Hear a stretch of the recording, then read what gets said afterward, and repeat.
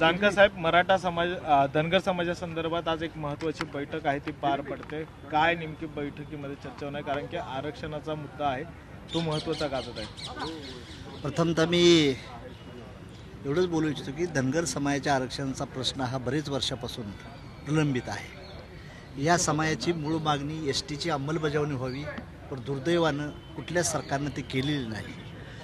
त्याबद्दल ज्यावेळेस देवेंद्रजी फडणवीस मुख्यमंत्री होते त्यावेळेस आम्ही आदिवासीच्या 13 योजना धनगर समाजाला तत्सम योजना लागू करण्यासाठी 1000 कोटीचं बजेट टाकलं होतं, पण दुर्दैवानं आचारसंहिता लागल्यानंतर त्यातला 1 रुपयासुद्धा त्या समाजाला मिळाला नाही। नंतरची अशी अवस्था झाली की नंतर कोरोना आला, दुसरं सरकार आलं, त्यामुळं बजेट काय मिळालेलं नाही। त्यामुळं त्या समाजाच्या मुलांना, मी डेअरी मिनिस्टर असल्यामुळं डेअरीच्या जागा आम्ही धनगर समाजाच्या मुलांच्या हॉस्टेलसाठी दिलेल्या होत्या, त्याचं देखील अजून कार्यवाही पूर्ण झालेली नाही। प्लस धनगर समाजाच्या मुलांना फॉरेनला जाण्यासाठी जी स्कॉलरशिप पाहिजे होती त्या स्कॉलरशिपमध्ये देखील पैसे पाहिजे त्या प्रमाणात बिलकुल कुठल्याच ह्याने तरतूद केलेली नाही।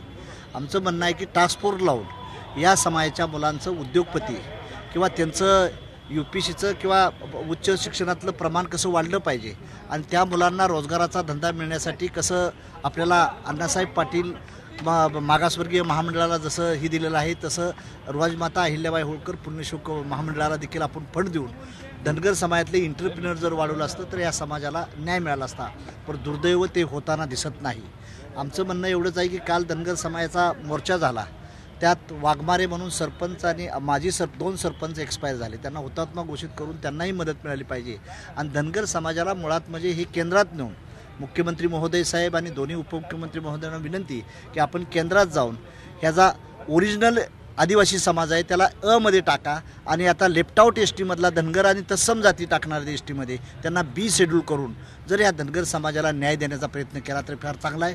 पण हे राज्य सरकारच्या अखत्यारीतला विषय नाही, हा केंद्राच्या अखत्यारीतला विषय आहे। माझी आपल्याला मुख्यमंत्री महोदयांना, फडणवीस साहेब आणि अजितदादांना विनंती आहे की एक शिष्टमंडळ घेऊन तुम्ही दिल्लीला जाऊन हा जर प्रश्न सोडवण्याचा प्रयत्न केला तर हे चांगलं होईल। आणि धनगर समाजातल्या लोकांना देखील मी सांगू इच्छितो की इलेक्शन आल्यापुरतं आपण हे करून चालणार नाही, आपल्याला हे कंटिन्युटी प्रोसेस करावी लागेल, फॅक्ट्स अँड फिगरचा शोध घ्यावा लागेल, तर आपलं हे भलं होणार आहे। म्हणून या समाजाला आजपर्यंत काय मिळालं तर काहीच मिळालं नाही, नुसतं आपलं हे करत चाललेलं आहे। 13 योजना जरी लागू झाल्या असतील आणि त्याला जरी बजेट राज्य सरकारनं दिलं असतं तर धनगर समाजात तेवढा असंतोष निर्माण झाला नसता, परंतु आज 13 योजनाला देखील दिलेल्या आदिवासीच्या सवलती कोर्टात इलेक्शन मिळेल तेव्हा मिळेल, धनगर समाजाला आरक्षण मिळेल तेव्हा मिळेल, पण त्याच्या अगोदर जर राज्य सरकारनं ह्याला बजेटरी तरतूद 5000 कोटीची बजेटरी तरतूद करून जर टास्क फोर्स लावून धनगर समाजाच्या मुलामुलींना जर शिक्षणाच्या दृष्टीनं सवलतीच्या दृष्टीनं जर आपण मदत केली तर ह्याचं फार चांगलं होईल, एवढंच आज मी नमूद करतो। आणि धनगर समाजाचे जे 2 वाघमारे सरपंच आणि गंगाखेड तालुक्यातले गेलेत त्यांना हुतात्मा घोषित करून राज्य सरकारने त्यांना मदत करावी आणि धनगर समाजाला अंमलबजावणी करण्याची करावा प्रयत्न, एवढीच आपल्या माध्यमातून विनंती। धन्यवाद। सह्याद्रीची उंची म्हणजे